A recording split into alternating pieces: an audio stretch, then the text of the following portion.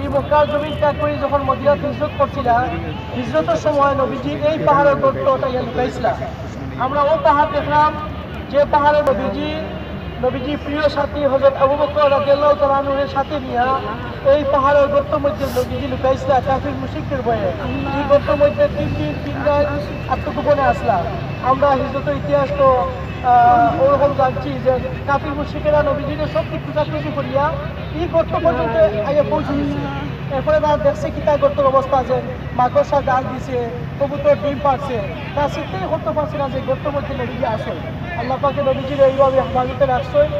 আমরা আলহামদুলিল্লাহ ও পাহাড় সত্যকে দেখলাম যে পাহাড় নবীজির ফায়াদন্য হয়েছে হিজরতের সময়, হিজরতের স্মৃতি বহনকারী পাহাড় জাবালে সুর নামক পাহাড় আমরা সৌচককে দেখলাম। শুকরিয়া দেয় আলহামদুলিল্লাহ, আলহামদুলিল্লাহ সৌচককে দেখাইছ। আমরা দেখতে চিন্তা করতে পারলাম, অনুভব করতে পারলাম যে নবীজি কাফির মুশরিকদের বয়ে কত উঁচা পাহাড় উঠছে, ৫,৫০০ ফিট।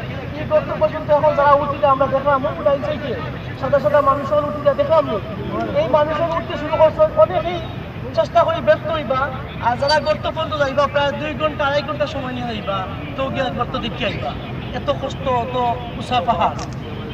যাই হোক আল্লাহ পাকে আমরা এত দূর থেকে হইলেও সচক্ষে দেখার সুযোগ দিচ্ছে। আমরা পাহাড় দেখিয়া এরপরে কিবলামুখী হইয়া আমরা সারিবদ্ধ হয়ে